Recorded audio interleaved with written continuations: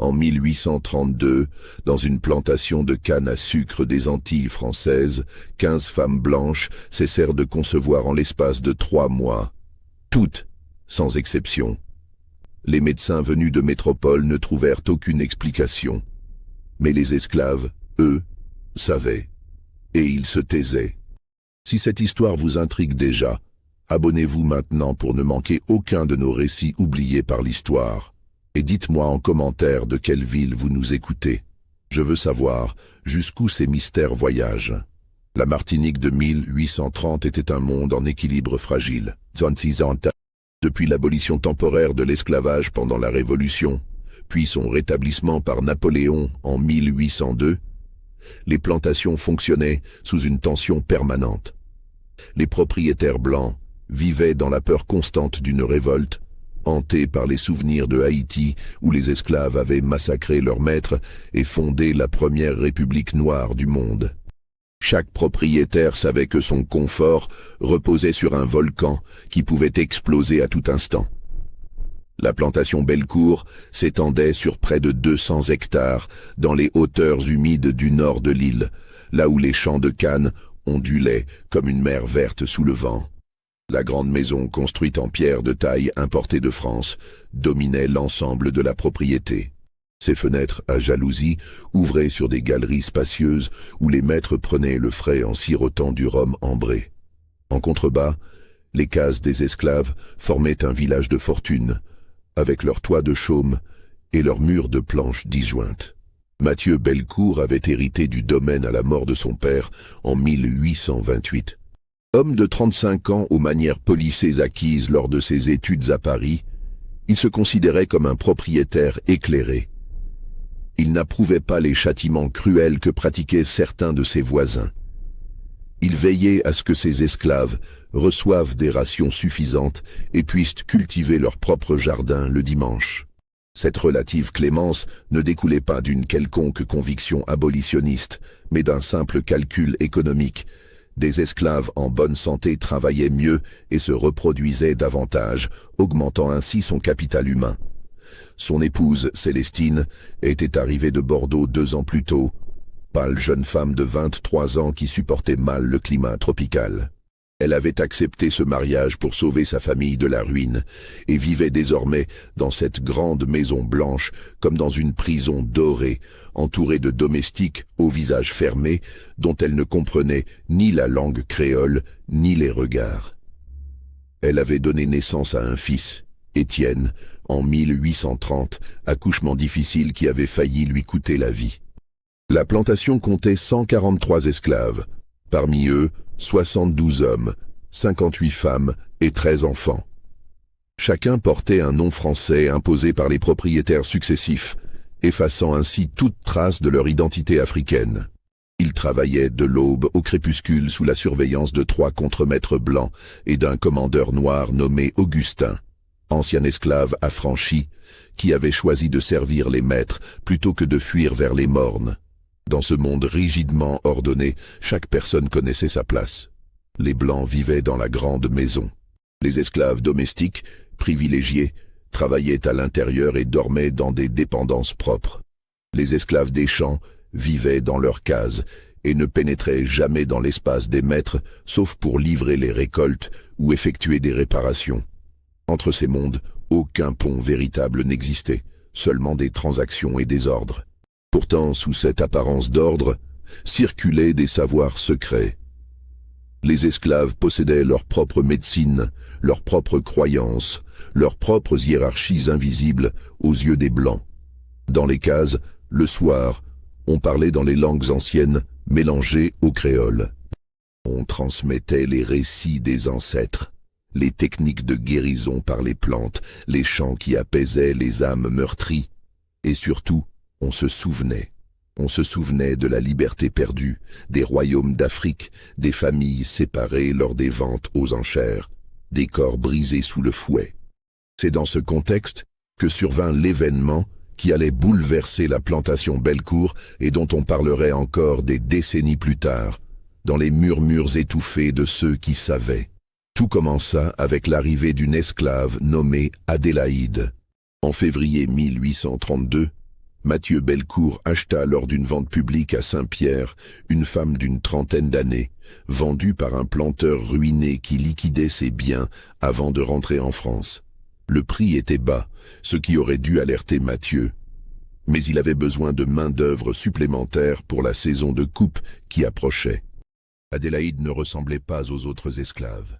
Grande, le regard direct, elle portait son corps avec une dignité qui mettait mal à l'aise. Sa peau très noire luisait au soleil comme de l'ébène poli. Selon les documents de vente, elle était née en Afrique, amenée aux Antilles à l'âge de 15 ans. Elle avait appartenu à 3 propriétaires différents. Aucune explication n'était fournie sur les raisons de ces ventes successives. Le jour de son arrivée à la plantation Bellecour, Augustin le commandeur l'accompagna jusqu'aux cases des femmes célibataires. En chemin, il remarqua que les autres esclaves s'écartaient sur son passage. Certains baissaient les yeux, d'autres la fixaient avec une expression qu'ils ne parvenaient pas à déchiffrer. Était-ce de la peur, du respect, de la défiance? Lorsqu'il demanda à une vieille esclave nommée Marianne ce qu'elle savait d'Adélaïde, celle-ci cracha par terre et rentra dans sa case sans répondre. Ce genre de réaction était inhabituel. Augustin jouissait généralement d'une certaine autorité parmi les esclaves, même s'il le méprisait en secret pour sa collaboration avec les maîtres. Les premiers jours, Adélaïde travailla au champ avec les autres. Elle maniait la houe et la faucille avec une efficacité mécanique, sans jamais ralentir ni accélérer son rythme. Elle ne parlait à personne. Pendant la pause de midi, quand les esclaves se rassemblaient à l'ombre pour partager leur maigre repas, elle restait à l'écart, mangeant seule, les yeux fixés sur l'horizon. Célestine Bellecour la remarqua un matin alors qu'elle se promenait dans les jardins de la grande maison, accompagnée de sa servante personnelle, une jeune mulâtresse nommée Joséphine. Elle pointa du doigt la silhouette d'Adélaïde qui travaillait dans un champ proche. « Qui est cette femme ?» demanda-t-elle.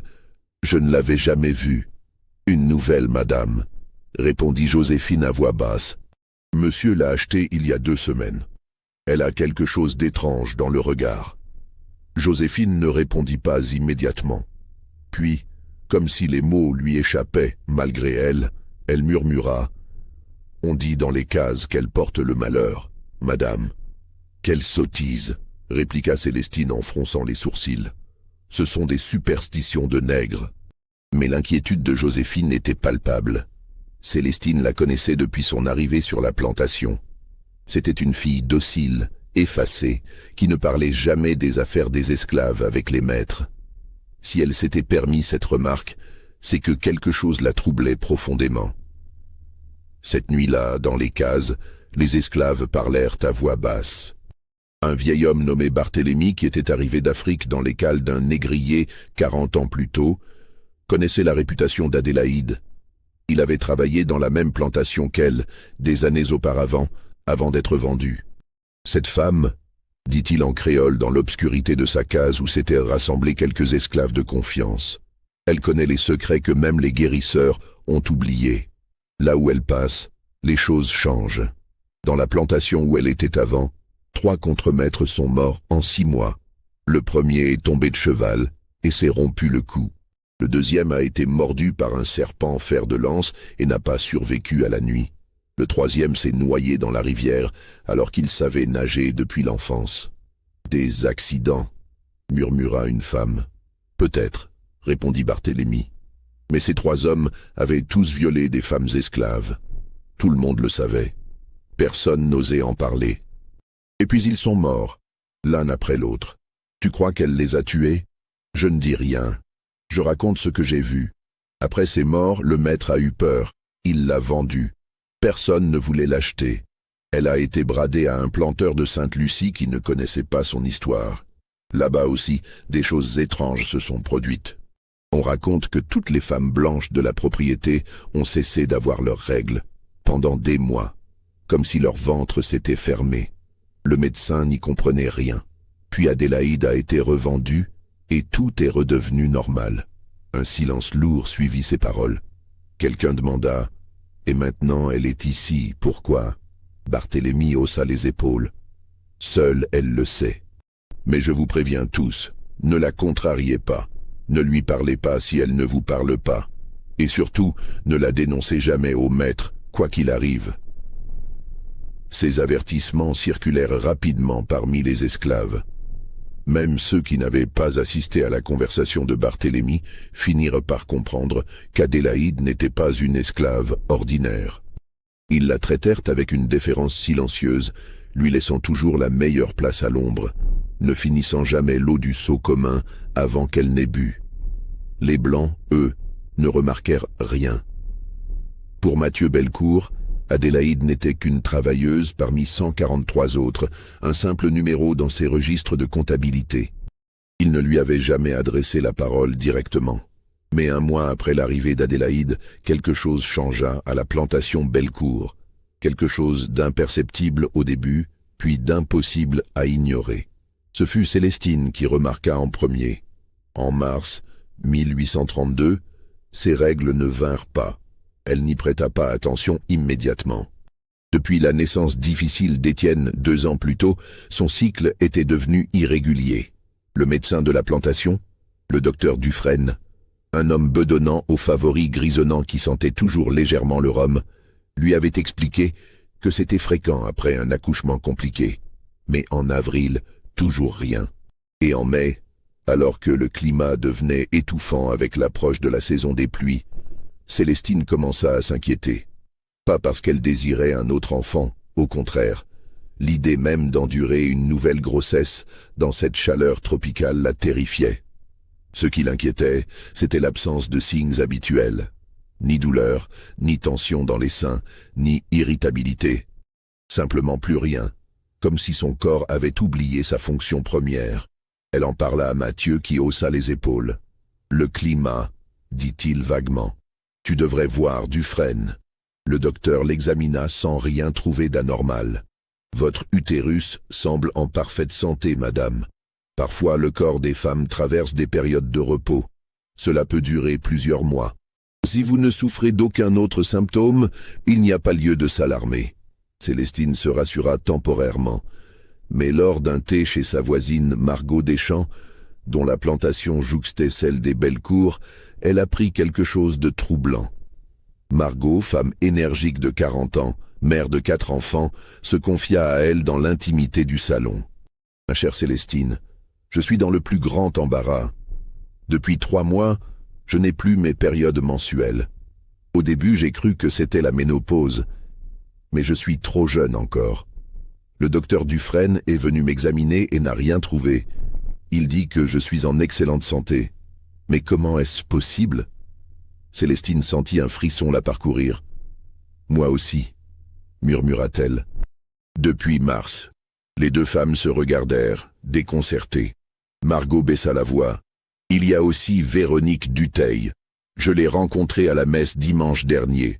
Elle m'a confié la même chose, mais m'a fait jurer de n'en parler à personne. Elle a peur que son mari apprenne qu'elle ne peut plus concevoir. Et c'est impossible que nous soyons toutes les 3 dans cette situation en même temps, chuchota Célestine, à moins que... » Margot n'acheva pas sa phrase, mais les 2 femmes pensaient la même chose. Et si ce n'était pas une coïncidence?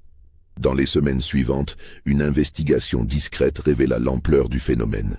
Toutes les femmes blanches en âge de procréer des 3 plantations voisines, celle des Bellecour, celle des Deschamps et celle des Dutheil, avaient cessé d'avoir leurs règles, sans exception.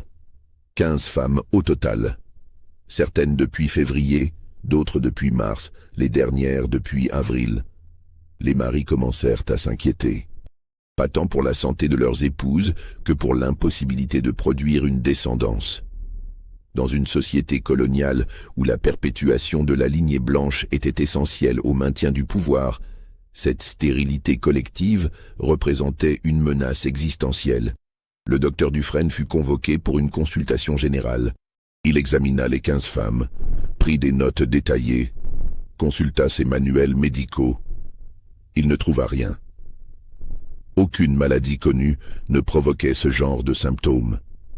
Aucune épidémie. Aucun empoisonnement évident. Les femmes étaient toutes en parfaite santé, selon les critères médicaux de l'époque. « Je ne comprends pas », admit-il lors d'une réunion avec les 3 propriétaires dans le bureau de Mathieu Belcourt. C'est comme si leurs organes reproducteurs s'étaient simplement arrêtés de fonctionner, sans raison apparente. Il doit y avoir une raison, insista Charles Dutheil, homme nerveux aux tempes dégarnies. On ne devient pas stérile du jour au lendemain sans cause. Peut-être quelque chose dans l'eau, suggéra Émile Deschamps, le mari de Margot, grand homme aux épaules carrées qui avait servi dans l'armée avant de reprendre la plantation familiale. Ou dans la nourriture? Impossible, répondit Dufresne. Vos esclaves boivent la même eau, mangent des aliments cultivés sur les mêmes terres, et leurs femmes continuent d'être enceintes normalement. Pas plus tard qu'hier, j'ai accouché une négresse de la plantation Deschamps. Tout s'est passé parfaitement. Ce détail jeta un froid dans la pièce. Les femmes esclaves continuaient de concevoir. Seules les blanches étaient touchées. C'est impossible, murmura Mathieu. Ça n'a aucun sens médical. Et pourtant c'est la réalité, dit Dufresne en refermant sa sacoche. Messieurs, je dois vous avouer mon impuissance. Je n'ai jamais rien vu de tel dans toute ma carrière. Je vais écrire à mes confrères de métropole pour leur demander conseil, mais cela prendra des mois avant de recevoir une réponse. Après le départ du médecin, les 3 hommes restèrent silencieux. Puis Charles Dutheil se leva brusquement et se mit à faire les 100 pas. « Et si ce n'était pas naturel ?» dit-il d'une voix tendue. « Que voulez-vous dire ?» demanda Mathieu. « Les nègres, ils ont leur propre médecine, leur propre poison. On sait tous qu'ils utilisent des plantes dont nous ignorons les propriétés. Et si quoi? Coupa Émile. Si nos esclaves avaient décidé de rendre nos femmes stériles, dans quel but? La vengeance, répondit Charles. Ou un complot pour affaiblir notre communauté. Si nous ne pouvons plus avoir d'enfants, dans une génération, nous n'aurons plus assez de blancs pour contrôler les plantations. Mathieu secoua la tête. C'est absurde. Comment aurait-il pu coordonner une telle action? Et pourquoi uniquement nos 3 plantations? Mais la graine du doute était plantée. Dans les jours suivants, les 3 propriétaires commencèrent à observer leurs esclaves avec une méfiance accrue. Ils cherchaient des signes de connivence, des rassemblements suspects, des échanges de regards complices. Ils ne trouvèrent rien de concret, mais cette absence même de preuves alimentait leurs soupçons. Les contremaîtres reçurent l'ordre d'être plus vigilants. Les fouilles des cases se multiplièrent, à la recherche de plantes suspectes ou de poudres inconnues. Plusieurs esclaves furent interrogés, parfois brutalement, sur ce qu'ils savaient des médecines traditionnelles. Tous nièrent avec véhémence avoir quoi que ce soit à voir avec le problème des maîtresses blanches. La tension montait. Les esclaves sentaient l'hostilité grandir sans comprendre exactement ce qu'on leur reprochait. Ils travaillaient plus dur, baissaient encore plus les yeux, s'effaçaient davantage. Mais cela ne suffisait pas à calmer l'anxiété des Blancs. Si cette histoire vous glace le sang, laissez un like maintenant et dites-moi en commentaire ce que vous pensez qu'il s'est vraiment passé. Était-ce un empoisonnement, une maladie inconnue, ou quelque chose d'encore plus troublant? C'est Joséphine, la servante personnelle de Célestine, qui fit le lien. Un soir de juin, alors qu'elle aidait sa maîtresse à se préparer pour le dîner, elle laissa tomber une remarque qui allait tout changer. Célestine était d'humeur morose ce jour-là, tourmentée par l'absence persistante de ses règles et par l'atmosphère tendue qui régnait sur la plantation. « Madame semble bien préoccupée », murmura Joséphine en brossant les longs cheveux châtains de sa maîtresse. « Comment ne pas l'être ?» répondit Célestine avec lassitude. « Cette situation est incompréhensible. » Joséphine hésita, puis dit d'une voix presque inaudible. « Dans les cases, on dit que c'est depuis qu'elle est arrivée. » Célestine se retourna brusquement. « Qui? De qui parles-tu » ? « La nouvelle. Adélaïde. Elle est arrivée en février, madame. Et c'est en février que... » Elle n'osa pas achever. Le cœur de Célestine se mit à battre plus fort. « Qu'est-ce que tu racontes? Comment cette femme pourrait-elle avoir un rapport avec notre situation? » « Je ne sais pas, madame. Je ne fais que répéter ce qui se dit. Les vieux esclaves affirment qu'elle porte le malheur, qu'elle connaît des secrets interdits, qu'elle a déjà fait la même chose ailleurs. » « La même chose, tu veux dire ?» Joséphine acquiesça, terrifiée d'en avoir trop dit. Dans une autre plantation, toutes les femmes blanches sont devenues stériles, puis elle est partie et tout est redevenu normal. Célestine resta pétrifiée. Une partie d'elle-même rejetait immédiatement cette idée comme une superstition ridicule.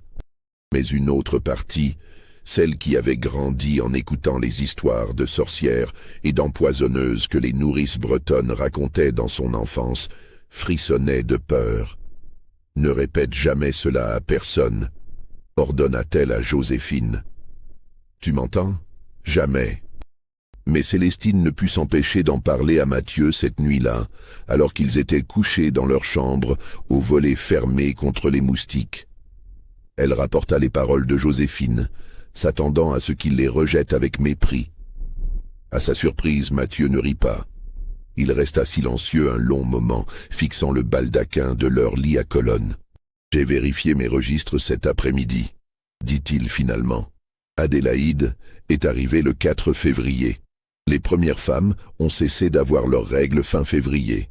Les dernières début avril. Elle a été achetée à un planteur de Sainte-Lucie qui se débarrassait de tous ses esclaves. Tu penses qu'il pourrait y avoir un lien? Je ne sais pas quoi penser. Mais demain, je vais écrire aux autorités de Sainte-Lucie pour me renseigner sur cette femme. Cette enquête prit des semaines. Les lettres voyageaient lentement entre les îles. Mais en juillet, Mathieu reçut une réponse qui le glaça. Le planteur de Sainte-Lucie, un certain Rousseau, confirmait que pendant les 18 mois où Adélaïde avait travaillé dans sa propriété, toutes les femmes blanches de la plantation et des domaines voisins avaient effectivement cessé d'être fertiles. 8 femmes au total. Rousseau lui-même n'avait jamais établi de lien avec cette esclave particulière. Il avait attribué le phénomène à une maladie tropicale inconnue. Mais quand il avait vendu Adélaïde et qu'elle avait quitté l'île, les femmes avaient retrouvé leur fertilité normale en quelques mois. Ce pourrait être une coïncidence, écrivait Rousseau. Mais je dois avouer que plusieurs de mes esclaves m'ont averti que cette femme possédait des connaissances dangereuses. Je ne suis pas homme à croire aux superstitions nègres, mais force est de constater que les faits sont troublants. Mathieu convoqua immédiatement Émile Deschamps et Charles Dutheil. Il leur montra la lettre. Les 3 hommes se regardèrent, partagés entre l'incrédulité rationnelle et l'évidence des faits. « Il faut l'interroger, » dit Charles, « sous la contrainte s'il le faut. »« Et lui demander quoi exactement ?» répliqua Mathieu. « Comment rends-tu nos femmes stériles? Elle niera tout. »« Alors il faut la vendre, » insista Charles. « Ou mieux, s'en débarrasser définitivement. Tu proposes de tuer une esclave sans preuve ?» dit Émile. « C'est illégal. Et si nous nous trompons? Et si nous ne nous trompons pas ?» rétorqua Charles. « Chaque jour qui passe, nos femmes restent infertiles. Ma femme est désespérée. Elle pleure toutes les nuits.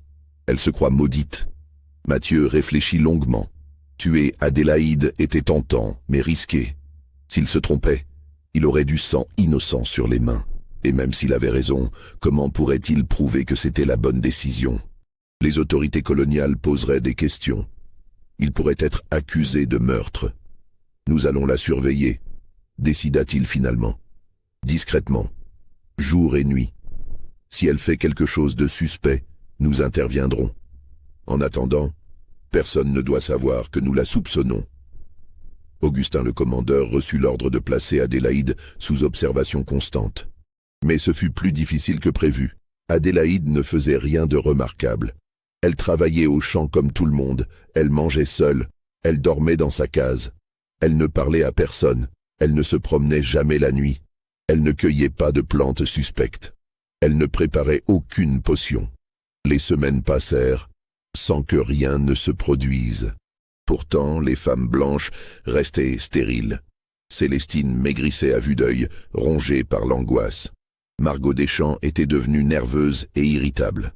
Véronique Dutheil refusait de sortir de sa chambre. En août, le docteur Dufresne proposa une solution désespérée. Faire venir un médecin réputé de Paris, spécialiste des maladies féminines. Cela coûterait une fortune et prendrait des mois, mais les 3 propriétaires acceptèrent. Ils n'avaient plus le choix. Pendant ce temps, dans les cases, Les esclaves observaient la panique croissante des maîtres avec un mélange de satisfaction secrète et d'inquiétude. Ils savaient que cette situation ne pourrait pas durer indéfiniment. Tôt ou tard, les Blancs deviendraient si désespérés qu'ils feraient quelque chose de terrible. Barthélemy, le vieil esclave qui connaissait l'histoire d'Adélaïde, tenta de lui parler un soir. Il la trouva assise devant sa case, regardant le ciel étoilé. « Ils te surveillent », dit-il à voix basse en créole. « Ils savent. » Adélaïde ne tourna même pas la tête vers lui. « Je sais. Pourquoi tu fais ça? Ils vont te tuer. » Pour la première fois depuis son arrivée, Adélaïde sourit. Un sourire froid, sans joie. « Ils ne me tueront pas. Ils ont trop peur. » Peur de quoi? De ne jamais comprendre comment je fais. De ne jamais pouvoir défaire ce qui est fait. De me tuer et de rester stérile pour toujours. Barthélemy frissonna. « Comment tu fais ?» Adélaïde le regarda enfin. Ses yeux brillaient dans l'obscurité. « Tu veux vraiment savoir ?» Il hésita, puis secoua la tête. « Non, je veux juste survivre. Alors oublie-moi, ne me parle plus jamais. Et dis aux autres de faire pareil. » Barthélemy s'éloigna, le cœur battant. Il comprenait maintenant qu'Adélaïde n'était pas simplement une empoisonneuse ou une sorcière. Elle était quelque chose de plus complexe, quelque chose de calculé, une vengeance méthodique qui s'exécutait dans l'ombre, sans violence apparente, sans trace, sans preuve. En septembre 1832, la situation devint intenable. Le médecin de Paris n'arriverait pas avant novembre au plus tôt. Les femmes blanches, désormais privées de leur cycle menstruel depuis 7 mois pour certaines, commençaient à développer d'autres symptômes. Pas des symptômes physiques, le docteur Dufresne continuait de les trouver en parfaite santé. Mais des symptômes psychologiques. Célestine ne dormait presque plus. Elle passait ses journées prostrée dans sa chambre, convaincue qu'elle était punie par Dieu pour quelque faute inconnue. Margot Deschamps avait développé une obsession pour les prières et passait des heures agenouillée dans la petite chapelle de sa plantation. Véronique Dutheil avait tenté de se jeter d'une fenêtre et était maintenant surveillée en permanence par 2 domestiques. Les maris, impuissants devant la détresse de leurs épouses, devenaient de plus en plus nerveux et colériques. Charles Dutheil avait fait fouetter 3 esclaves pour des fautes mineures, chose qu'il ne faisait jamais auparavant. Émile Deschamps buvait plus que de raison et passait ses soirées à ruminer des théories de complot de plus en plus délirantes. Mathieu, lui, restait enfermé dans son bureau, relisant sans cesse la lettre de Rousseau, cherchant une solution qui ne venait pas. Ce fut à cette période qu'un événement étrange se produisit. Une nuit, Augustin le commandeur fut réveillé par des chants. Des voix basses, rythmées, qui provenaient du quartier des Cases. Il sortit, pistolet à la main, et s'approcha prudemment. Ce qu'il vit le stupéfia. Devant la case d'Adélaïde, une quinzaine d'esclaves étaient rassemblés en cercle. Des femmes principalement, mais aussi quelques hommes âgés. Ils chantaient dans une langue qu'Augustin ne comprenait pas, une langue africaine ancienne que même la plupart des esclaves nés aux Antilles ne parlaient plus. Au centre du cercle, Adélaïde était debout, immobile, les bras légèrement écartés du corps. Elle ne chantait pas. Elle semblait en transe, les yeux mi-clos, respirant lentement. Augustin savait qu'il devrait intervenir. Les rassemblements nocturnes étaient strictement interdits. Mais quelque chose le retint. Une peur primitive qu'il n'arrivait pas à s'expliquer. Il resta caché dans l'ombre, observant. Le chant dura près d'1 heure. Puis, aussi soudainement qu'il avait commencé, il cessa. Les esclaves se dispersèrent silencieusement, retournant dans leurs cases comme des ombres. Adélaïde resta seule un moment, puis elle leva les yeux directement vers l'endroit où se cachait Augustin. Elle ne pouvait pas le voir dans l'obscurité, c'était impossible, et pourtant elle le regardait avec une précision inquiétante. Puis elle sourit et rentra dans sa case. Augustin attendit que son cœur cesse de battre la chamade avant de retourner chez lui. Il ne dit rien à personne de ce qu'il avait vu. Pas par loyauté envers les esclaves, mais parce qu'il ne savait pas comment l'expliquer. Comment décrire ce sentiment de puissance qui émanait de cette femme? Comment mettre des mots sur cette certitude irrationnelle qu'il avait ressentie, qu'elle était intouchable, que toute tentative de lui nuire se retournerait contre celui qui l'entreprendrait? Mais quelqu'un d'autre avait observé la scène. Joséphine, la servante de Célestine, était sortie cette nuit-là pour chercher de l'eau fraîche pour sa maîtresse qui ne pouvait pas dormir. Elle avait vu le rassemblement de loin. Elle n'avait pas osé s'approcher, mais elle avait entendu les chants et reconnu Adélaïde au centre du cercle. Le lendemain matin, terrifiée et ne sachant que faire, elle raconta tout à Célestine. La réaction de Célestine fut immédiate. Elle convoqua Mathieu et lui rapporta les paroles de Joséphine. Cette fois, Mathieu ne tergiversa pas. Il fit immédiatement chercher Charles et Émile. Les trois hommes se réunirent dans le bureau, portes et fenêtres fermées, malgré la chaleur étouffante. « C'est une preuve », dit Charles avec satisfaction amère. « Des rassemblements nocturnes, des chants païens. C'est interdit par la loi. Nous avons tous les droits de la punir. »« Punir n'est pas suffisant, » répliqua Émile. « Il faut qu'elle parte, qu'elle quitte l'île. Si elle est vraiment responsable de ce qui arrive à nos femmes, son départ devrait tout arranger. Et si elle refuse de partir, demanda Mathieu, alors nous la forcerons. » Mathieu réfléchit. Vendre Adélaïde à un planteur d'une autre île était techniquement possible, mais qui voudrait l'acheter si sa réputation la précédait? Rousseau avait réussi à s'en débarrasser parce que Mathieu ne connaissait pas son histoire. Mais maintenant, avec les questions que Mathieu avait posées, toute la communauté des planteurs des Antilles françaises serait bientôt au courant. « Il y a une autre solution, » dit Charles à voix basse. « Une solution définitive. » Un silence lourd tomba. Les trois hommes se comprenaient sans avoir besoin de prononcer le mot. Tuer Adélaïde, discrètement. Un accident de travail, une noyade, une morsure de serpent. Les morts d'esclaves n'étaient pas rares et rarement investiguées en profondeur. Mathieu sentit son estomac se nouer. Il n'était pas un assassin. Il se considérait comme un homme civilisé, éduqué à Paris, lecteur de Voltaire et de Rousseau. L'idée de faire tuer une femme, même une esclave, même pour sauver sa propre épouse, le révulsait.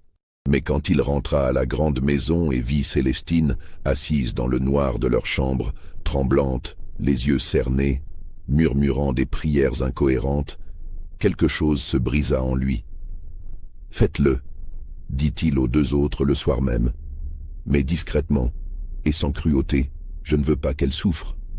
Le plan fut établi pour le lendemain. Adélaïde travaillait souvent près de la rivière qui bordait la plantation, là où les cannes étaient irriguées. Elle allait parfois remplir des seaux d'eau pour les autres travailleurs. Il serait facile de la faire basculer dans le courant rapide. Un accident. Personne ne poserait de questions.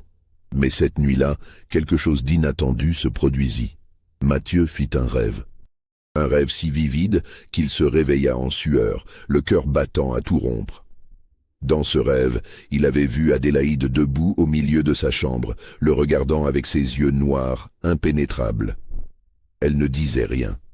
Elle se contentait de le regarder. Et dans ce regard, il lisait une question silencieuse. « Êtes-vous vraiment prêt à devenir un meurtrier pour retrouver ce qui vous a été pris ?» Il voulut crier, la chasser, mais aucun son ne sortit de sa bouche.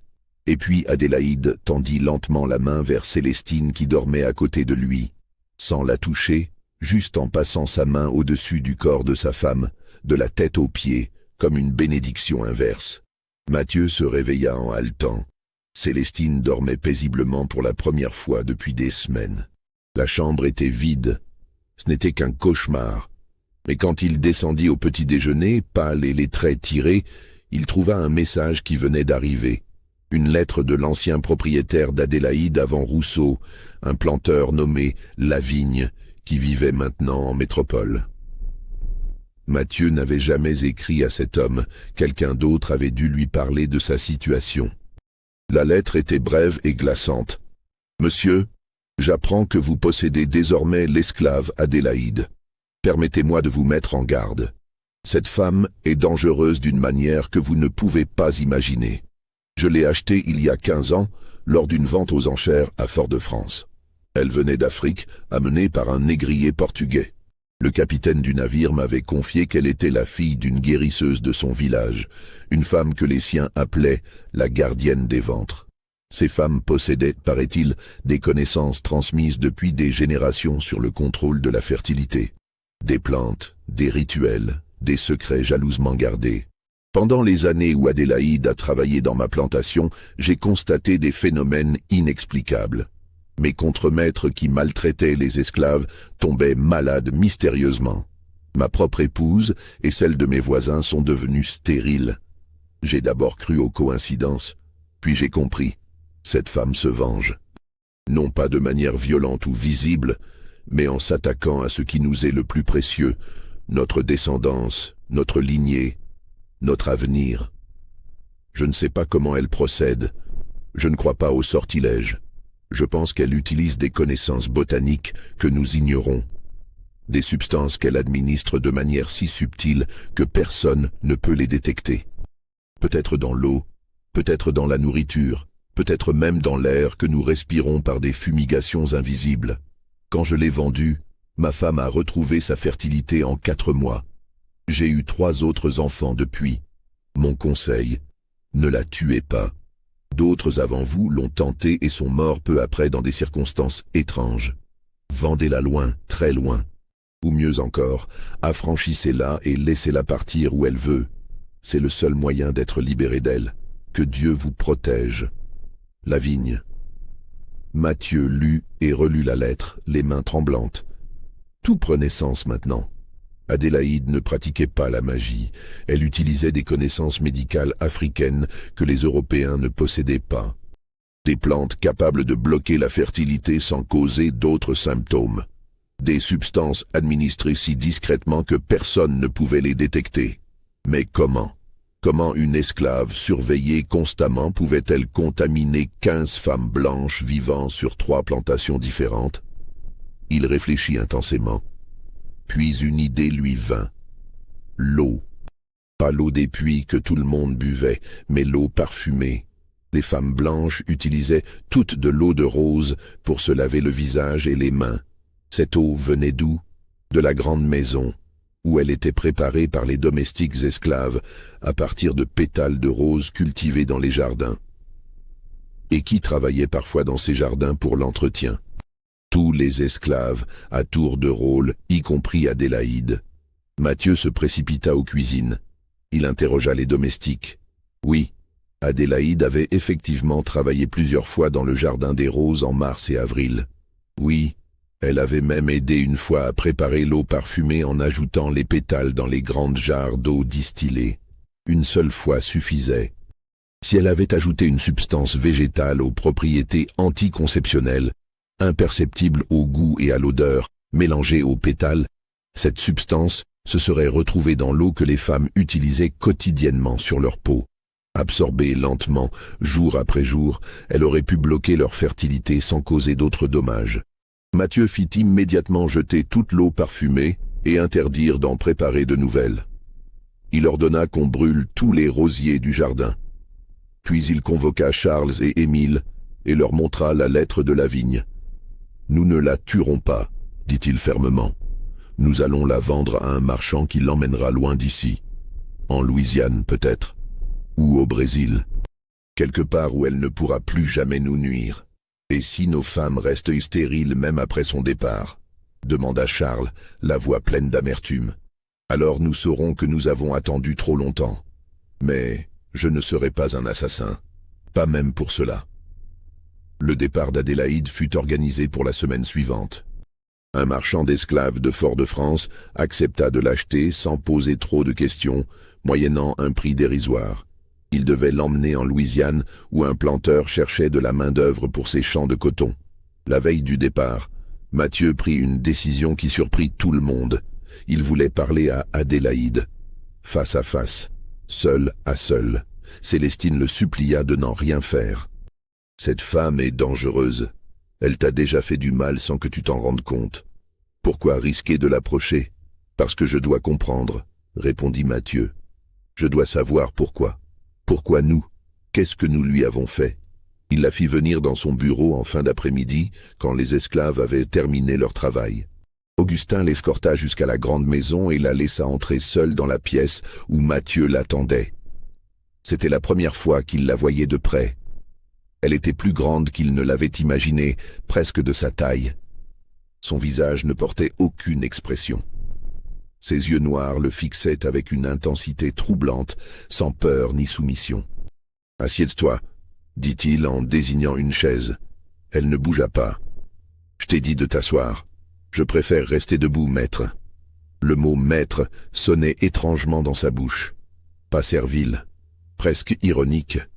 Mathieu se racla la gorge, mal à l'aise. « Tu sais pourquoi tu es ici? Vous allez me vendre. Oui, tu pars demain pour la Louisiane. Très loin. Suffisamment loin. » Un silence. Adélaïde ne sciait pas, ne détournait pas le regard.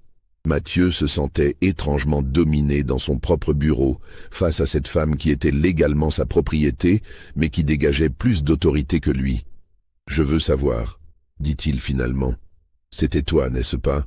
Pour nos femmes. » Elle ne répondit pas immédiatement. Puis, lentement, elle acquiesça. Mathieu sentit son sang se glacer malgré la chaleur. « Comment? Vous ne comprendriez pas. Essaie. » Adélaïde inclina légèrement la tête comme si elle évaluait s'il méritait une réponse. Puis elle parla, d'une voix basse mais claire. « Dans mon village, les femmes de ma lignée gardaient les secrets des plantes.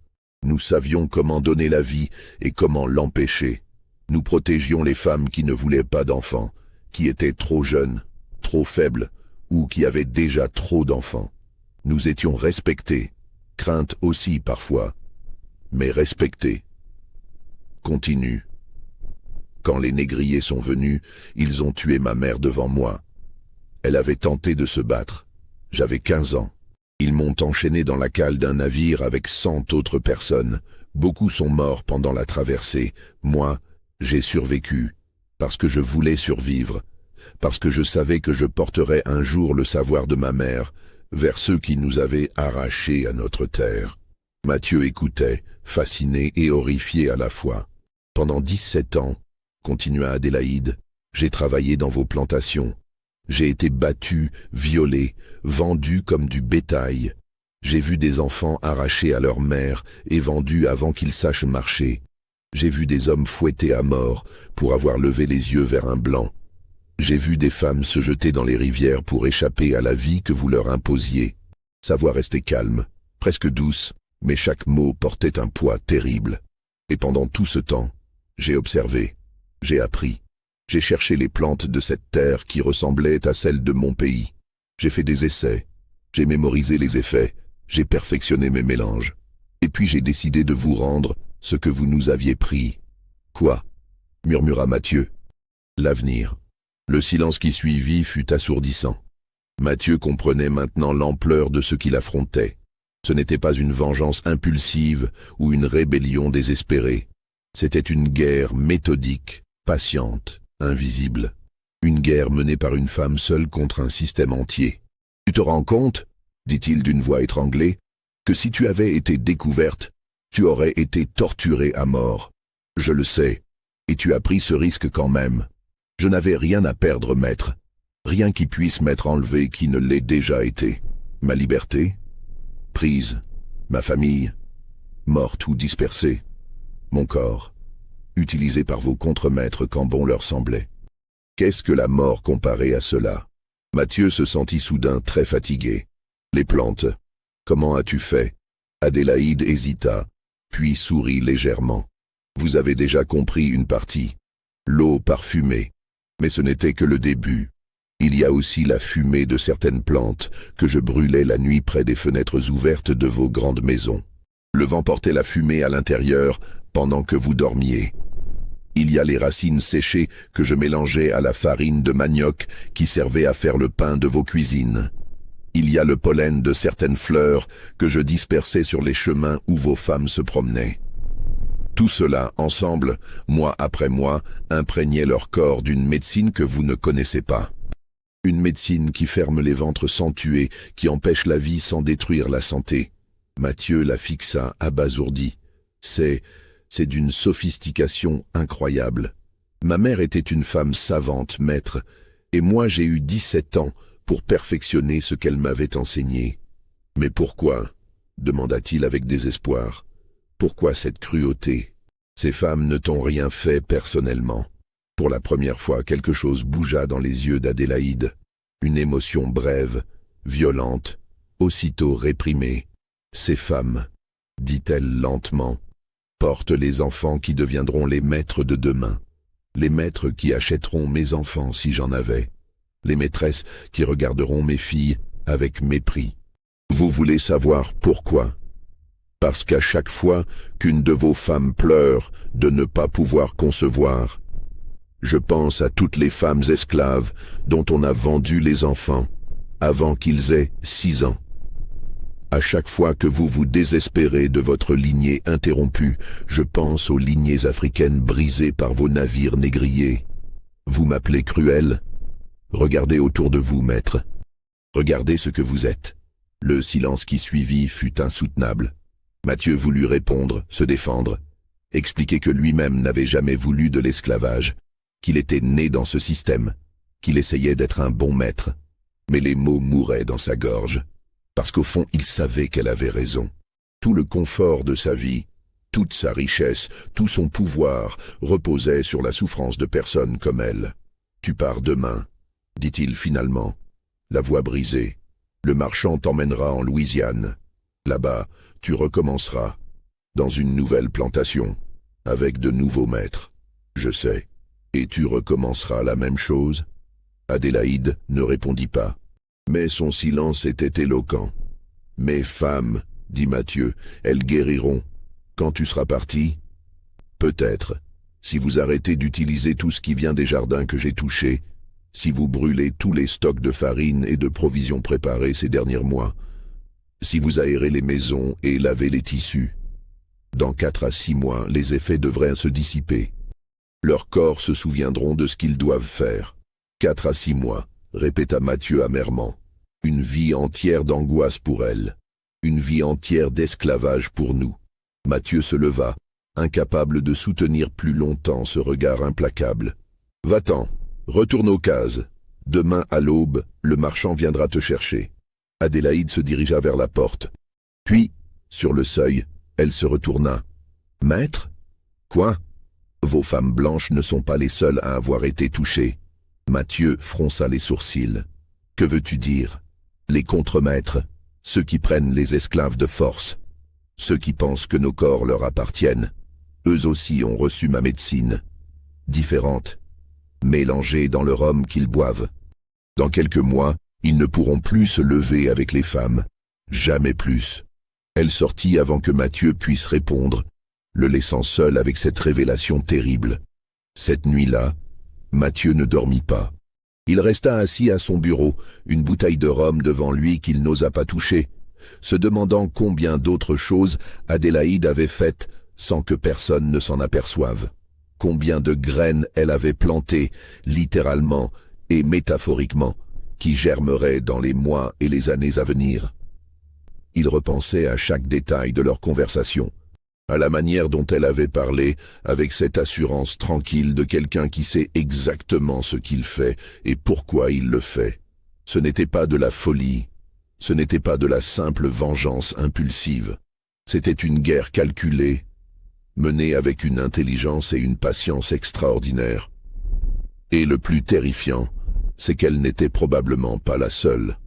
Si sa mère lui avait transmis ses connaissances, combien d'autres filles de guérisseuses africaines avaient reçu le même héritage? Combien d'entre elles travaillaient en ce moment même dans les plantations des Antilles, patientes, silencieuses, attendant leur moment? Mathieu se leva et marcha jusqu'à la fenêtre. Au loin, il pouvait voir les cases des esclaves, petites taches sombres dans la nuit. Des fumées montaient de certaines d'entre elles, des feux pour cuisiner ou se réchauffer, ou peut-être autre chose. Comment savoir désormais ce qui était innocent et ce qui ne l'était pas? Au petit matin, le marchand d'esclaves arriva avec sa charrette et ses chaînes.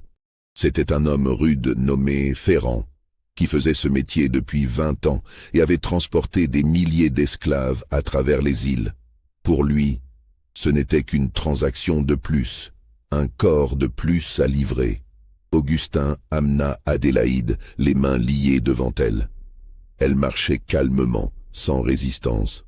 Son visage ne trahissait aucune émotion. Mathieu observait depuis la galerie, accompagné de Célestine, qui tenait leur fils Étienne dans ses bras. Les autres esclaves s'étaient rassemblés à distance, comme ils le faisaient toujours quand l'un des leurs était vendu. Certains pleuraient silencieusement. D'autres baissaient simplement la tête. Mais quelques-uns, parmi les plus vieux, regardaient Adélaïde avec une expression étrange. Un mélange de respect, de peur et peut-être d'admiration. Barthélemy était là, appuyé sur son bâton, ses yeux larmoyants fixés sur la femme qui avait fait trembler les maîtres blancs sans lever une seule fois la main.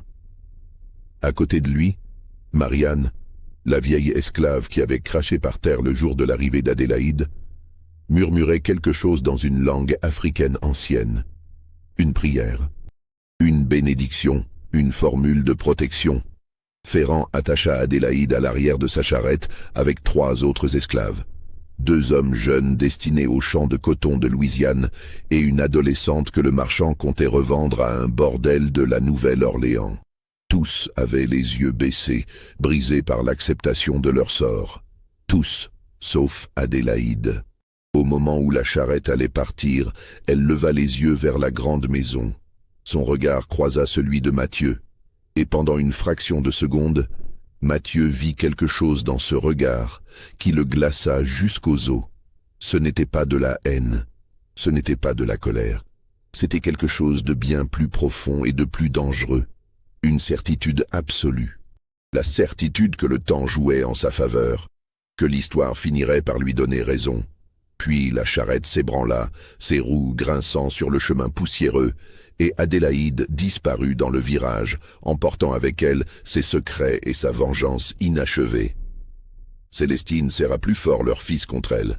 « C'est fini, » murmura-t-elle. « Elle est partie, nous sommes sauvés. » Mathieu ne répondit pas. Il n'était pas du tout certain qu'il soit sauvé. Les semaines qui suivirent le départ d'Adélaïde furent marquées par une attente anxieuse, mêlée d'une activité frénétique. Mathieu fit exactement ce qu'elle avait conseillé, même s'il ne révéla jamais à personne la source de ses instructions. Il ordonna de brûler tous les rosiers des jardins, geste incompréhensible pour les domestiques qui avaient mis des années à les cultiver. Joséphine pleura en voyant les flammes consumer les buissons fleuris qu'elle entretenait avec tant de soin. Il fit jeter toutes les réserves de farine, d'épices et de provisions stockées. Les domestiques protestèrent timidement. Ces provisions représentaient des mois de travail et beaucoup d'argent. Mais Mathieu resta inflexible. Tout devait partir. Il fit même vider les barils de rhum entreposés dans les caves, aux grandes dames des contremaîtres qui considéraient leur ration quotidienne comme un droit acquis. Il fit laver tous les tissus de la grande maison, changer tous les matelas, aérer chaque pièce pendant des jours entiers malgré la chaleur étouffante. Les domestiques le crurent devenu fou, obsédé par une hygiène soudaine et inexplicable. Certains murmuraient que le maître avait perdu la raison. Célestine suivit ses instructions sans poser de questions. Elle était trop désespérée pour argumenter. Si son mari pensait que ces mesures drastiques pouvaient l'aider à retrouver sa fertilité, elle était prête à tout accepter. Margot Deschamps et Véronique Dutheil reçurent des lettres de Mathieu, leur expliquant vaguement qu'un médecin consultant de métropole lui avait recommandé un protocole de purification des maisons pour traiter leurs conditions. Les 2 femmes, tout aussi désespérées, suivirent les mêmes procédures dans leur propre plantation. Les 3 propriétaires masculins se voyaient régulièrement maintenant, réunis par leurs secrets communs. Ils ne parlaient jamais ouvertement d'Adélaïde devant leurs contremaîtres ou leurs domestiques, mais entre eux, dans l'intimité des bureaux aux portes verrouillées, ils ne cessaient d'y penser. Charles Dutheil était le plus amer. « Nous aurions dû la tuer », répétait-il sans cesse. « Nous aurions dû la faire disparaître quand nous en avions l'occasion. »« Et si nos femmes n'avaient jamais guéri ?» répondait Émile Deschamps. Nous aurions vécu le reste de notre vie en nous demandant si nous avions tué la seule personne qui aurait pu défaire ce qu'elle avait fait. Elle nous a joué, constatait Mathieu avec une amertume froide. Du début à la fin. Elle savait exactement comment nous manipuler. Le docteur Dufresne, qui n'avait toujours rien compris à la situation réelle, continuait ses visites hebdomadaires. Il constatait que les femmes allaient mieux psychologiquement. Elles dormaient davantage, elles mangeaient normalement, elles ne pleuraient plus sans raison. Mais toujours aucun signe de retour de leur cycle menstruel. « Impatience, messieurs », répétait-il avec une assurance qui sonnait de plus en plus faux. La médecine n'est pas une science exacte. Le corps féminin est un mystère que même nous, hommes de science, ne comprenons qu'imparfaitement. En octobre, un mois après le départ d'Adélaïde, rien n'avait changé. Les femmes étaient toujours stériles. Mathieu commença à se demander si elle ne leur avait pas menti. Si peut-être les effets de sa médecine étaient permanents. Si leur lignée blanche s'éteindrait effectivement avec cette génération. Cette pensée le hantait. La nuit, il se réveillait en sueur, imaginant un futur où les plantations seraient reprises par des métis, où l'ordre colonial s'effondrerait, où la vengeance d'Adélaïde s'étendrait bien au-delà de leurs 3 propriétés pour englober toute la société blanche des Antilles. Mais en novembre, 3 mois après le départ d'Adélaïde, quelque chose changea. Ce fut Margot Deschamps qui le remarqua en premier. Un matin, elle se réveilla avec une sensation familière qu'elle n'avait pas ressentie depuis 9 mois. Des crampes légères dans le bas-ventre, une tension dans les reins. Elle n'osa pas y croire immédiatement. Elle passa la matinée dans une anxiété tremblante, vérifiant sans cesse, se demandant si son esprit ne lui jouait pas des tours. Mais le lendemain, le saignement commença. Léger d'abord, puis plus abondant. Pour la première fois depuis février, son corps fonctionnait à nouveau normalement. Elle pleura pendant 1 heure entière, agrippée à son mari qui ne comprenait pas vraiment pourquoi la réapparition de quelque chose d'aussi banal provoquait une telle émotion. Mais pour Margot, c'était comme ressusciter, comme retrouver une partie d'elle-même qu'elle croyait perdue à jamais. Elle envoya immédiatement des messages à Célestine et Véronique. Les 2 femmes vinrent la voir le jour même, traversant les chemins boueux de la saison des pluies, avec une hâte inhabituelle.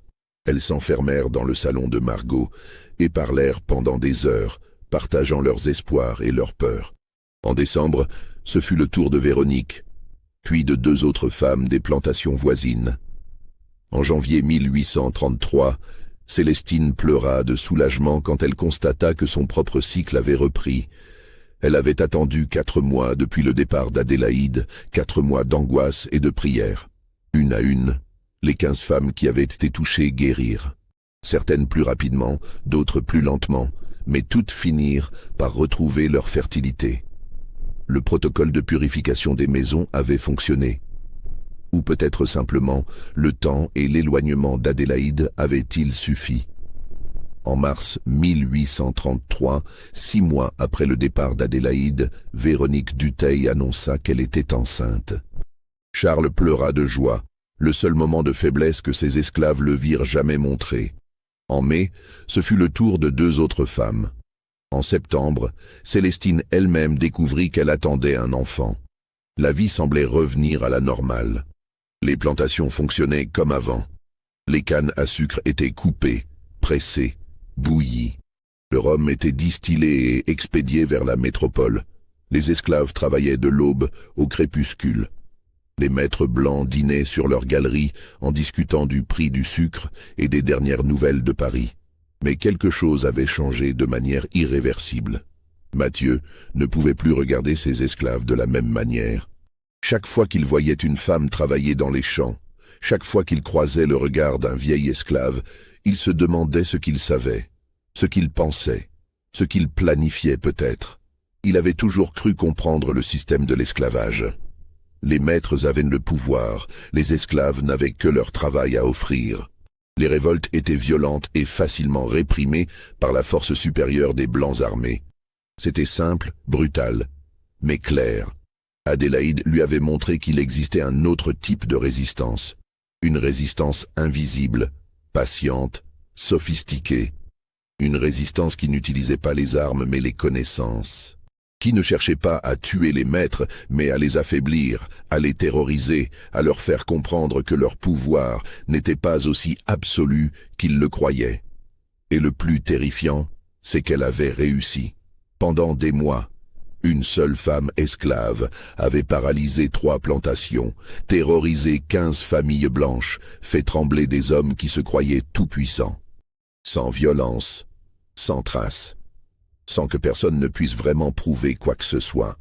Les contremaîtres, eux, découvrirent la vérité de la 2e malédiction d'Adélaïde au cours des mois suivants. Le premier à s'en rendre compte fut Jacques Lebrun, le contremaître en chef de la plantation Bellecour.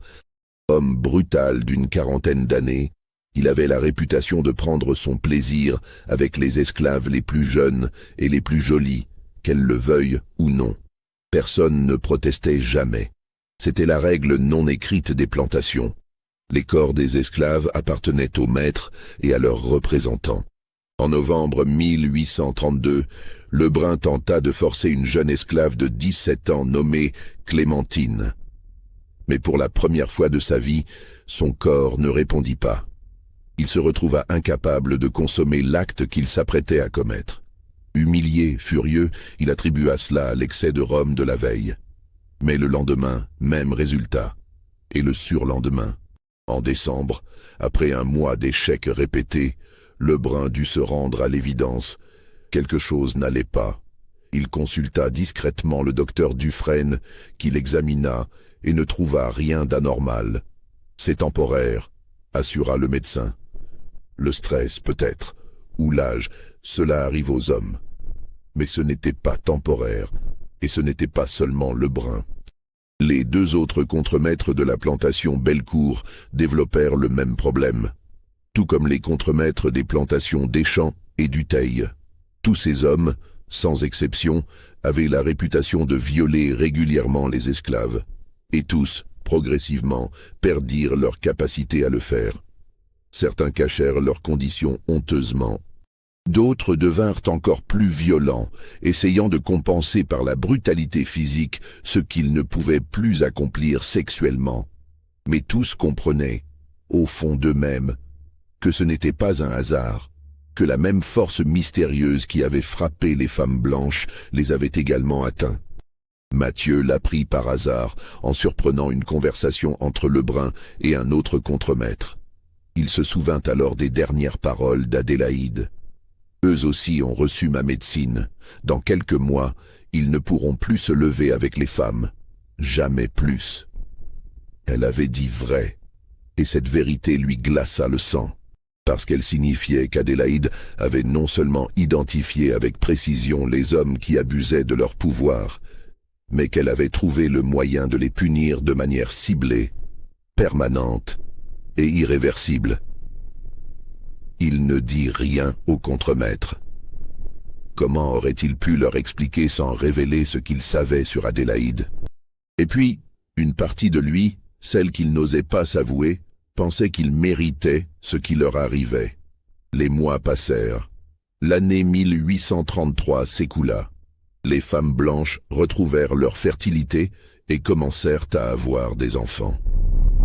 Les contremaîtres violeurs restèrent impuissants, leur règne de terreur sexuelle définitivement terminé. La vie continua dans les plantations des Antilles françaises.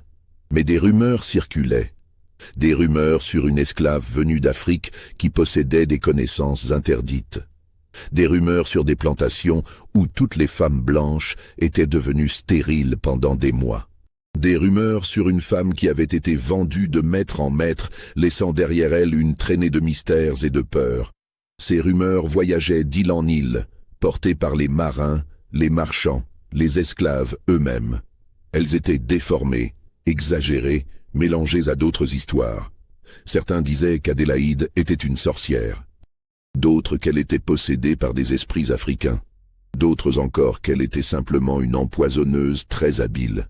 Mais parmi les esclaves, ces rumeurs prenaient une couleur différente. Elles devenaient des légendes d'espoir. L'histoire d'une femme qui avait réussi à faire trembler les maîtres blancs sans lever une seule fois la main contre eux. Une preuve que le pouvoir des Blancs n'était pas aussi absolu qu'il semblait. que la résistance pouvait prendre des formes que les maîtres ne comprenaient pas et ne pouvaient pas contrôler. Dans les cases, le soir, les vieilles femmes racontaient l'histoire d'Adélaïde aux plus jeunes. Elles l'embellissaient, la transformaient en mythe. Mais au cœur de ce mythe restait une vérité simple et terrible. Les savoirs ancestraux, les connaissances des plantes, les secrets transmis de mère en fille depuis des générations en Afrique, tout cela n'avait pas été complètement détruit par l'esclavage. Tout cela survivait, caché, attendant son moment. Et cette survie était une forme de résistance en elle-même. En 1837, 5 ans après le départ d'Adélaïde, Mathieu Bellecour reçut une lettre étrange. Elle venait d'un notaire de la Nouvelle-Orléans et concernait une affaire d'héritage. Un planteur de Louisiane nommé Beaumont était mort sans héritier direct, et son testament stipulait que toute sa fortune devait être utilisée pour acheter la liberté de tous ses esclaves. Une clause inhabituelle, presque scandaleuse dans le contexte de l'époque. Mais ce n'était pas cela qui avait poussé le notaire à écrire à Mathieu. C'était un détail mentionné dans une note personnelle laissée par Beaumont avant sa mort. Une note où il racontait comment, 3 ans plus tôt, toutes les femmes blanches de sa plantation et des domaines voisins étaient devenues stériles pendant près d'1 an. Comment il avait fini par découvrir qu'une esclave nommée Adélaïde en était responsable. Et comment, au lieu de la punir, il avait eu avec elle une longue conversation qui avait changé sa vision du monde. « Cette femme m'a ouvert les yeux », écrivait Beaumont dans sa note. « Elle m'a fait comprendre l'horreur de ce que nous faisons. L'esclavage n'est pas seulement une injustice économique ou morale. C'est un crime contre l'humanité elle-même. Nous arrachons des êtres humains à leur terre, nous brisons leurs familles, nous les traitons comme du bétail. Et nous nous étonnons qu'ils nous haïssent. Nous nous étonnons qu'ils trouvent des moyens de se venger. Adélaïde ne m'a pas demandé sa liberté. Elle m'a simplement dit qu'elle continuerait à faire ce qu'elle faisait, plantation après plantation, jusqu'à ce qu'elle meure, ou jusqu'à ce que l'esclavage soit aboli. Elle m'a dit que je pouvais la tuer, la vendre, la torturer, cela ne changerait rien, parce qu'elle n'était pas seule, parce que d'autres femmes esclaves possédaient les mêmes connaissances, parce que la résistance prenait des formes que nous ne pouvions ni voir, ni combattre.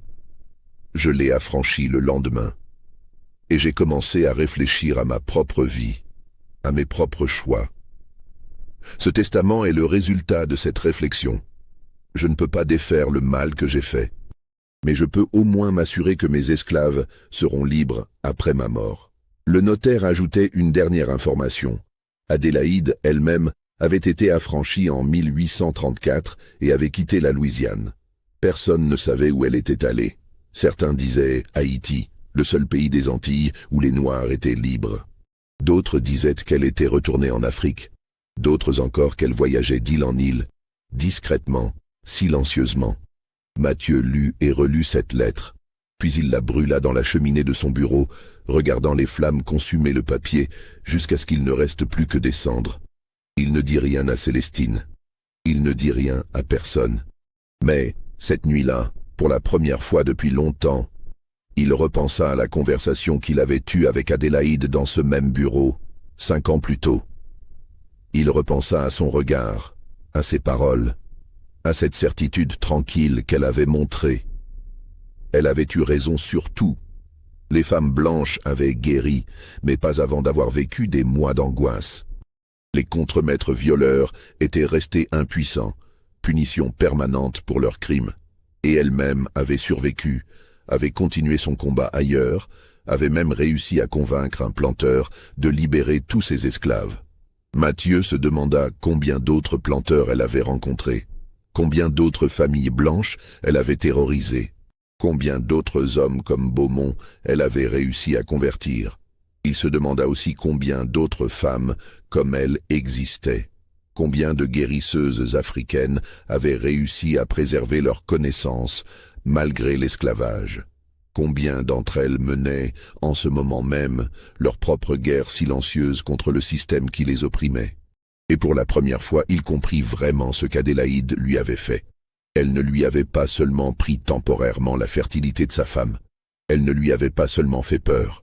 Elle lui avait fait comprendre que l'ordre colonial qu'il croyait stable et éternel était en réalité fragile, que les esclaves n'étaient pas les êtres passifs et soumis qu'il imaginait, qu'ils possédaient leur propre savoir, leur propre stratégie, leur propre forme de résistance. Et cette compréhension changeait tout. Dans les années qui suivirent, Mathieu devint un propriétaire différent. Pas meilleur, pas vraiment. Il ne libéra pas ses esclaves comme Beaumont l'avait fait. Il continua à exploiter leur travail, à profiter du système. Mais il était plus prudent, plus respectueux. Il interdit les punitions les plus cruelles. Il renvoya Lebrun et les autres contremaîtres qui abusèrent de leur pouvoir. Il fit construire de meilleures cases pour les esclaves, augmenta leurs rations, leur donna plus de temps pour cultiver leur propre jardin. Ce n'était pas de la bonté, c'était de la peur de ce qui pourrait arriver s'il poussait trop loin. La peur qu'une autre femme comme Adélaïde apparaisse dans sa plantation. La peur que cette fois, les conséquences soient pires. Les autres propriétaires remarquèrent ce changement. Certains le critiquèrent, l'accusant de faiblesse. D'autres, ceux qui connaissaient l'histoire d'Adélaïde, comprenaient. Et quelques-uns, très rares, commencèrent eux aussi à traiter leurs esclaves avec plus de circonspection. Ce n'était qu'un petit changement. Un changement infime dans le vaste système de l'esclavage colonial. Mais c'était un changement quand même. Une fissure minuscule dans la façade d'invincibilité des maîtres blancs. Une preuve que même le pouvoir le plus absolu en apparence pouvait être ébranlé par la connaissance, la patience et la détermination d'une seule personne. En 1848, 16 ans après le départ d'Adélaïde de la Martinique, l'esclavage fut définitivement aboli dans toutes les colonies françaises. Mathieu, désormais âgé de 51 ans, assista à la proclamation sans vraiment savoir ce qu'il ressentait. Du soulagement peut-être, ou simplement de la résignation face à l'inévitable. Ce jour-là, dans la grande maison devenue étrangement silencieuse après le départ des anciens esclaves qui étaient maintenant libres de partir, Mathieu repensa une dernière fois à Adélaïde. Il se demanda si elle était encore vivante quelque part, si elle avait vécu assez longtemps pour voir l'abolition de l'esclavage, si elle savait que sa guerre personnelle, sa résistance silencieuse, avait fait partie d'un mouvement plus vaste qui avait fini par triompher. Il ne le saurait jamais. Mais dans les communautés noires des Antilles, dans les quartiers créoles de la Nouvelle-Orléans, dans les villages côtiers d'Haïti, l'histoire d'Adélaïde continuait de circuler, embellissée, transformée, mythifiée, mais jamais complètement oubliée. On racontait l'histoire de la gardienne des ventres, cette femme qui avait le pouvoir de donner la vie ou de l'empêcher. On racontait comment elle avait vengé toutes les mères esclaves dont les enfants avaient été vendus, comment elle avait puni les maîtres cruels sans verser une goutte de sang, comment elle avait prouvé que les anciens savoirs africains n'avaient pas été détruits par l'esclavage, qu'ils survivaient dans le secret, transmis de génération en génération. Ces histoires servaient d'avertissement aux anciens maîtres. Nous n'avons pas été aussi impuissants que vous le pensiez. Et elles servaient d'inspiration aux descendants d'esclaves. La résistance prend 1000 formes, et parfois les plus efficaces sont celles qui ne se voient pas. Aujourd'hui encore, dans certains villages des Antilles, les vieilles femmes racontent cette histoire aux plus jeunes. Elles ne savent plus vraiment ce qui est vrai et ce qui a été inventé au fil des années. Elles ne savent pas si Adélaïde a réellement existé ou si elle n'est qu'une légende, une synthèse de plusieurs femmes courageuses dont les noms ont été oubliés. Mais au fond, cela n'a pas vraiment d'importance, parce que l'essence de l'histoire est vraie. Il y a eu des femmes esclaves qui possédaient des connaissances botaniques et médicales que leurs maîtres ne comprenaient pas. Il y a eu des actes de résistance silencieuses, invisibles, impossibles à prouver mais terriblement efficaces. Il y a eu des moments où le pouvoir absolu des maîtres a été ébranlé par l'intelligence et la détermination de ceux qu'ils croyaient avoir totalement soumis. Et il y a eu, quelque part entre le mythe et la réalité, une femme nommée Adélaïde qui a choisi de se battre non pas avec des armes, mais avec les secrets transmis par sa mère. Une femme qui a compris que la vraie vengeance n'était pas de tuer les oppresseurs, mais de leur faire comprendre que leur pouvoir avait des limites. Que même réduits en esclavage, même dépossédés de tout, les êtres humains conservent une forme de pouvoir. Le pouvoir de savoir ce que leurs oppresseurs ignorent. Cette histoire vous a glacé le sang. Vous vous demandez si tout cela s'est vraiment passé? Laissez un commentaire avec vos réflexions. Abonnez-vous pour découvrir d'autres mystères oubliés de l'histoire. Et partagez cette histoire avec ceux qui aiment les récits sombres où la vérité et la légende se confondent. Parce qu'au final, la question n'est peut-être pas de savoir si Adélaïde a réellement existé. La question est de savoir pourquoi son histoire continue de résonner aujourd'hui, presque 2 siècles plus tard. Qu'est-ce que cela nous dit sur l'esclavage, sur la résistance, sur les formes de pouvoir que l'histoire officielle préfère oublier? Ces questions n'ont pas de réponse simple, mais elles méritent d'être posées, encore et encore, pour que jamais nous n'oublions ce qui s'est réellement passé dans ces plantations des Antilles, derrière les façades blanches des grandes maisons coloniales. Pour que jamais nous n'oublions qu'il y a toujours eu des Adélaïdes. Des femmes et des hommes qui ont refusé d'accepter leurs conditions, qui ont trouvé des moyens de résister, même quand toute résistance semblait impossible, qui ont préservé leur savoir, leurs identités, leur humanité, malgré tous les efforts pour les détruire. Et pour que jamais nous ne sous-estimions la force de la connaissance, de la patience et de la détermination face à l'oppression. L'histoire d'Adélaïde, vraie ou légendaire, nous rappelle une vérité fondamentale. Le pouvoir n'est jamais aussi absolu qu'il le paraît. Il y a toujours des fissures, il y a toujours des moyens de résister. Et parfois, une seule personne armée de connaissances et de courage suffit à ébranler tout un système. Est-ce que tout cela s'est vraiment passé? Peut-être pas exactement comme je vous l'ai raconté. Mais quelque chose de semblable s'est certainement produit quelque part dans une plantation des Antilles du 19e siècle. Parce que l'histoire est remplie de ces résistances invisibles, de ces victoires silencieuses dont les documents officiels ne parlent jamais. L'histoire est écrite par les vainqueurs, dit-on. Mais parfois, si on écoute attentivement, on peut entendre les voix de ceux qui ont résisté dans l'ombre. Les voix des Adélaïdes de ce monde. Et ces voix méritent d'être entendues.